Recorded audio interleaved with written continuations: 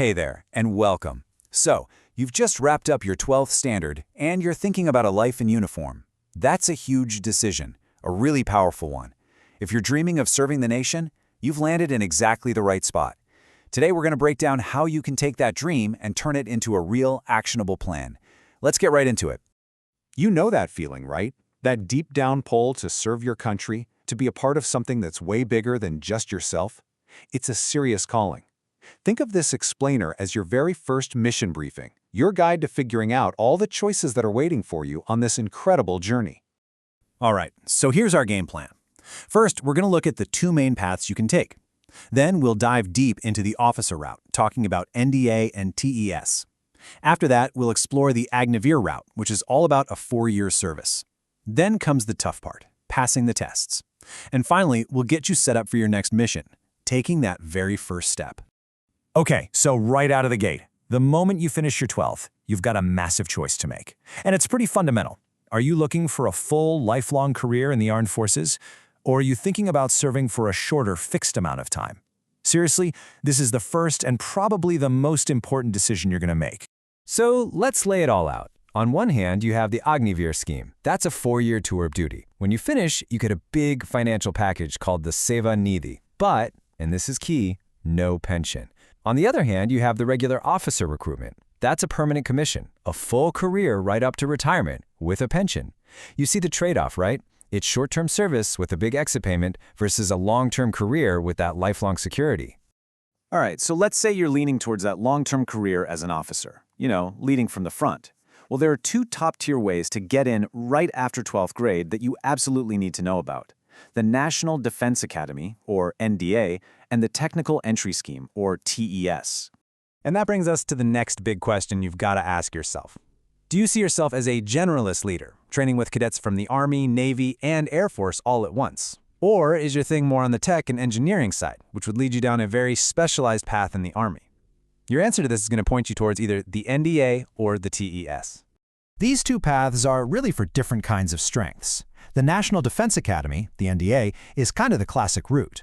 You have to clear a really tough written exam run by the UPSC, that's the Union Public Service Commission, to get into the Army, Navy, or Air Force. Now, the Technical Entry Scheme, TES, that's a direct shot into the Army for science students. No written exam. But you need really good marks in your 12th boards and a solid score in the JEE mains.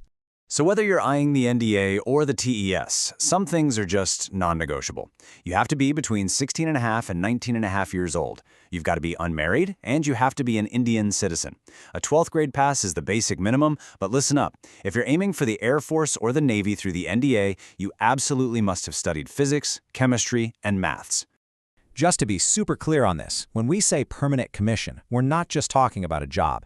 It is a lifelong career. It means you serve until you retire. You get the full range of benefits, and you have the chance to rise all the way to the very highest ranks. Okay, let's switch gears completely now and talk about that second major path, the Agniveer route, which is part of the Agnu Path scheme. This is a pretty revolutionary new model, and it's really designed for young, tech-savvy people who want to serve the nation, but for a fixed amount of time. The number one thing to know is the 4-year service duration. The age window is also different, from 17.5 up to 21 years old. And here's a really important detail. While everyone signs up for 4 years, 25% of the best-performing Agniveers will get the chance to stay on for a permanent career. So, how does the pay work? It's a pretty unique system. Your monthly salary goes up every single year, but you only get 70% of it in your hand. The other 30% is automatically put into your Seva Nidhi savings fund. And here's the cool part. The government matches your contribution, rupee for rupee, which helps build up a really nice nest egg by the end. And what does all that saving and matching get you? Well, after 4 years of service, you walk away with a tax-free package of about 11.71 lakh rupees. The whole idea is to give you a massive financial boost, whether you want to go for higher studies or maybe even start your own business. But it's not just about that final payout. Finishing your time as an Agniveer makes you a super attractive candidate for all kinds of jobs later on. You get a skill certificate, you get priority when applying for paramilitary and state police forces, and believe me, private companies love hiring ex-service members for the discipline and skills they bring. So we've talked about the officer route and we've talked about the Agniveer route, but here's the thing. No matter which path you choose, you have to go through a super intense, multi-stage selection process. It's designed to find the absolute best of the best. This is where you really prove what you're made of. The whole thing pretty much unfolds in 5 clear stages. It all kicks off with online registration. After that comes the written exam, which is a huge filter, especially for officer entries.